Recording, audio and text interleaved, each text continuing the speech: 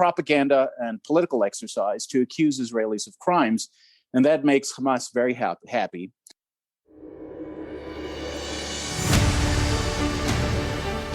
Hi, everyone, and welcome to another edition of Backstory. I'm Dana Lewis. The International Criminal Court, based in The Hague, has ruled it has jurisdiction to investigate war crimes by Israel and against Israel in the West Bank and the Gaza Strip. In part one of Israel, Palestinian Human Rights, we spoke to Palestinians about why they think Israel won't cooperate with the ICC. They say it's because Israel is trying to escape punishment for unlawful killings in the occupied territories. And we examined one of those cases, that of the killing of Ahmed Erekat.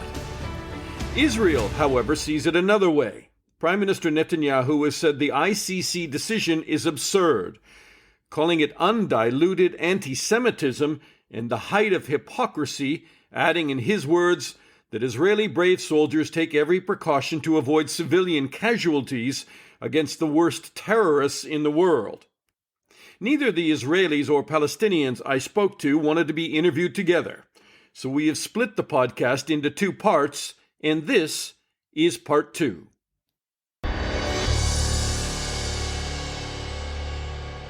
All right, to get the Israeli side of what's taking place with the International Criminal Court, I want to introduce you to Professor Avi Bell, who is a lecturer at the University of San Diego Law School, and he joins us from Jerusalem, where he also lectures at Bar-Ilan's Faculty of Law. Hi, Avi. Nice to meet you. Good to see you, too. So look, this criminal court ruling that they are now saying that they have jurisdiction to investigate war crimes alleged by Palestinians against Israel is pretty earth-shaking, I think, for Israelis. Would you agree? Well, let's be a little bit more precise about what happened here. The court has been going through a process of deciding whether it can investigate what it calls the situation in Palestine for over a decade already. And so in 2009, the PLO asked the court to take jurisdiction. And the court kicked that around for a few years. The Palestinian Authority ran off to the General Assembly to get a resolution, came back to the court. Finally, in 2015, the prosecutor decided that she did have jurisdiction and opened up a preliminary investigation. What's happened recently is just that after 5 years of this preliminary investigation, the prosecutor decided she wanted to upgrade this to a full investigation, and she went to a pretrial chamber of the court to ask that they authorize her, or more properly, to approve the decision she'd already made to upgrade this to an investigation. They did that several weeks ago, and now, as expected, she is announcing that there's going to be a full investigation. Nobody likes to be investigated. Why does Israel not want to be investigated by the ICC? Again, what's being investigated here is the so-called situation in Palestine. And what that would mean would be crimes that have been committed on what the ICC calls the territory of the state of Palestine, and crimes that have been committed by citizens of what the ICC calls the state of Palestine.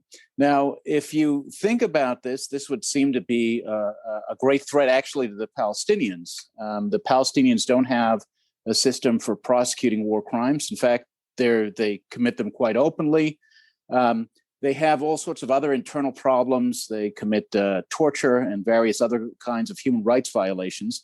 But when the ICC pretrial chamber issued its announcement, and then afterwards, when the prosecutor announced she was going to go forward, this was what the announcement was welcomed by various Palestinian terrorist groups like Hamas, and it was panned by Israel, by the United States, Australia, Canada. Let's just stop for a minute. Yes. Because I don't want that to be lost.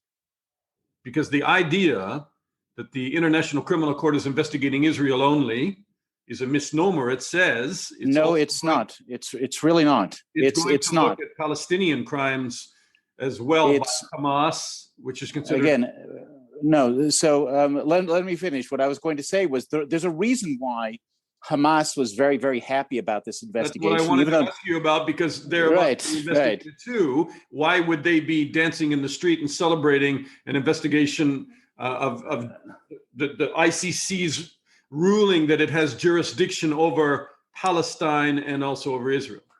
Because they understand what you understand and I understand, and the U.S. government understands, and the German government understands, the Canadian government understands, et cetera.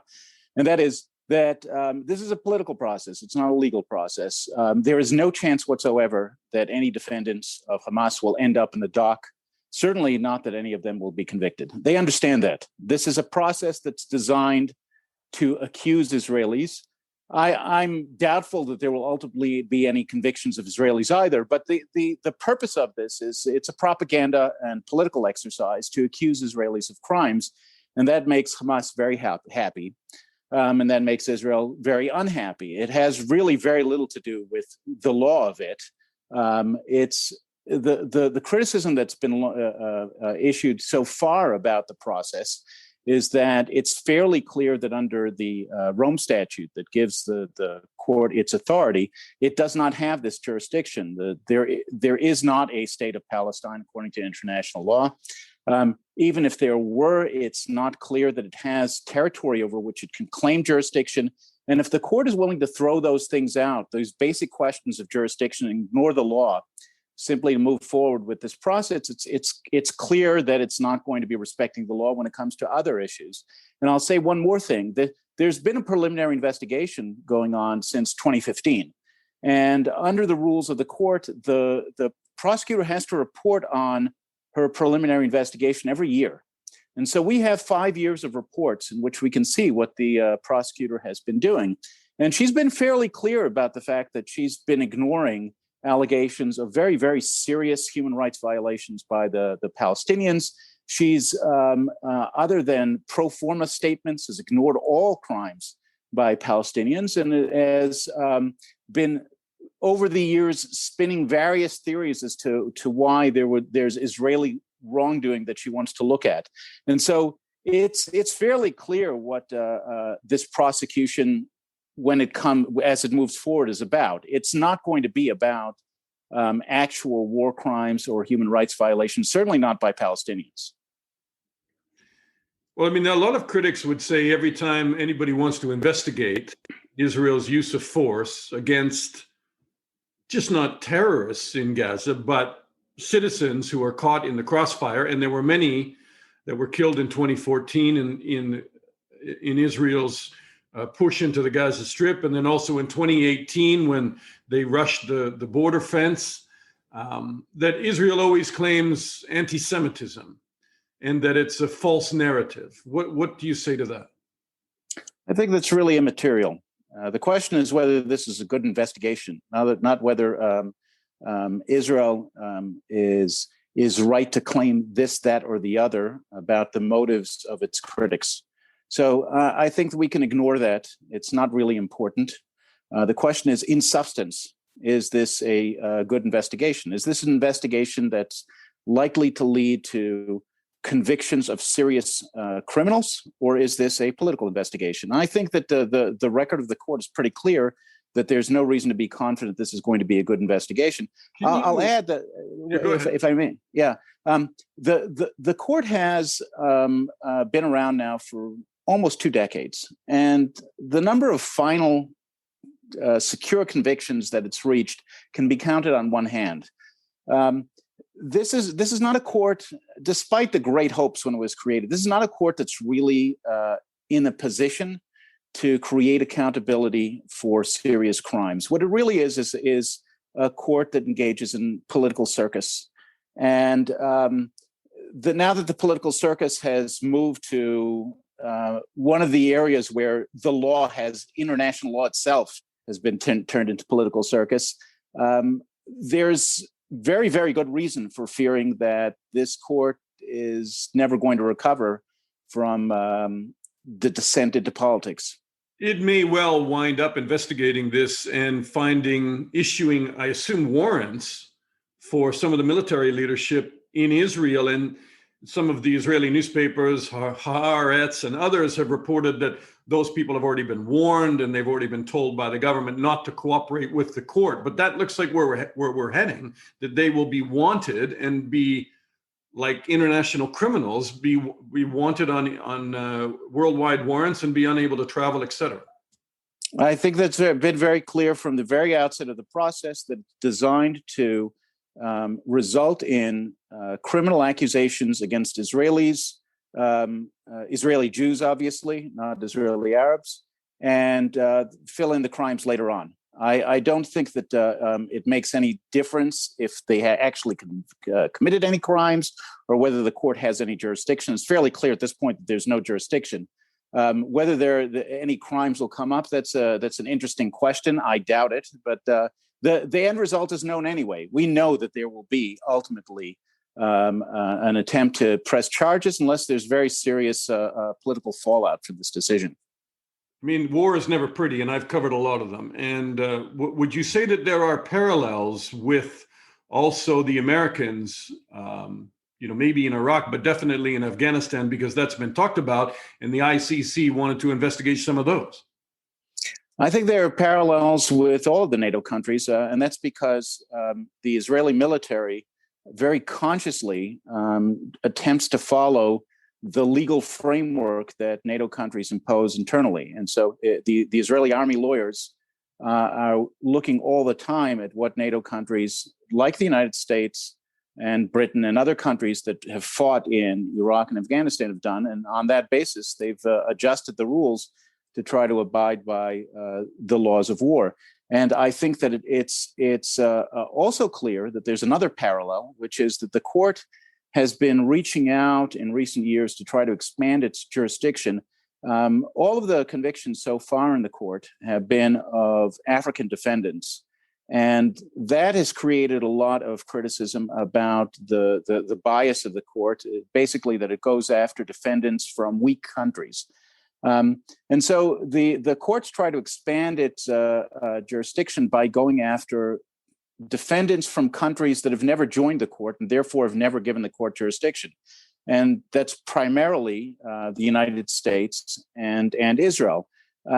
Now, Israel, because it's fairly weak politically, the United States for a different reason. It's because actions against the United States are perceived to be popular in Europe, which resents the United States. Now, whether there will be any ultimate proceedings against the United States remains to be seen. The United States has much more formidable tools to fight back politically. Israel has many fewer tools, and so I think that the path in Israel is clear.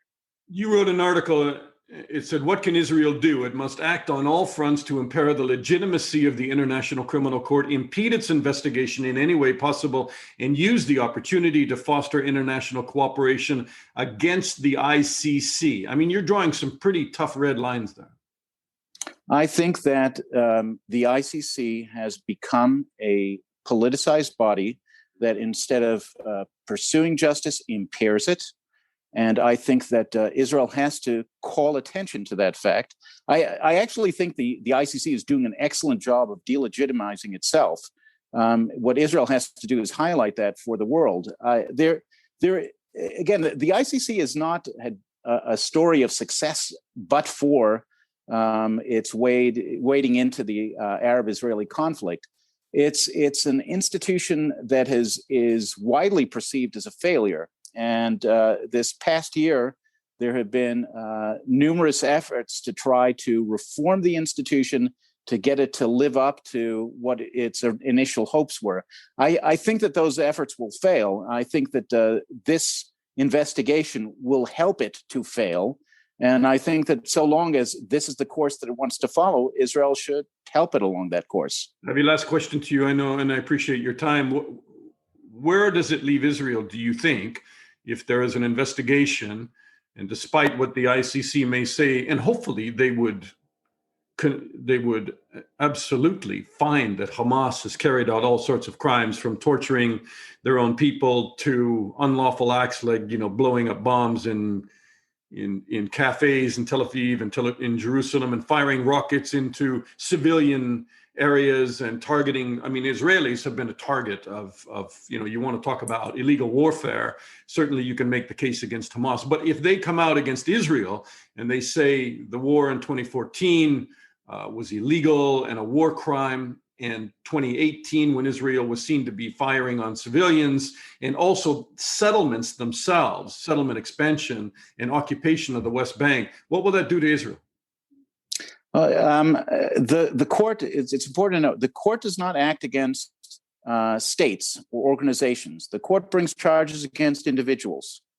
Right? So if one sees, for example, war crimes committed by Hamas, the potential defendants are the terrorists themselves in Hamas, and also their aiders and abettors. And so, for example, senior officials in the Palestinian Authority who are funding Hamas terrorists after the fact, not knowing that the funds are being used in pursuance of terrorism, would also be liable according to the law. But again, there's no legal proceeding here. We know the results are going to be that there will be no Hamas defendants in the dock. There will certainly be no defendants in the dock from the Palestinian Authority. What you're going to have is the kind of propaganda exercise by the ICC that you see in so many other places in international bodies, like you see in the UN Human Rights Council, the UN General Assembly, the UN Committee on the Inalienable Rights of the Palestinians. You're going to see a flood of papers with accusations that they know will never have to stand up in court, and the propaganda exercise will be its own reward. It's not going to result in the improvement of accountability under international law. It'll actually undermine that, but it will be a very potent propaganda exercise against Israel. And I think that is the most important thing for Israel to deal with. Professor Avi Bell, toda rabah, shalom, and thank you so much for your time and insight. Thank you for having me. We should add the United States has also expressed concern about the International Criminal Court decision to extend its jurisdiction into Palestinian areas. Quote, "We will continue to uphold our strong commitment to Israel and its security, including by opposing actions that seek to target Israel unfairly," the State Department said. The United States says it firmly opposes and is deeply disappointed by the decision of the ICC to investigate the Palestinian situation. Quote, "The ICC has no jurisdiction over this matter. Israel is not a party to the ICC and has not consented to the court's jurisdiction. And we have serious concerns about the International Criminal Court's attempt to exercise its jurisdiction over Israeli personnel," the U.S. State Department added. That's our backstory on Israel and Palestinian human rights. Please subscribe to this podcast.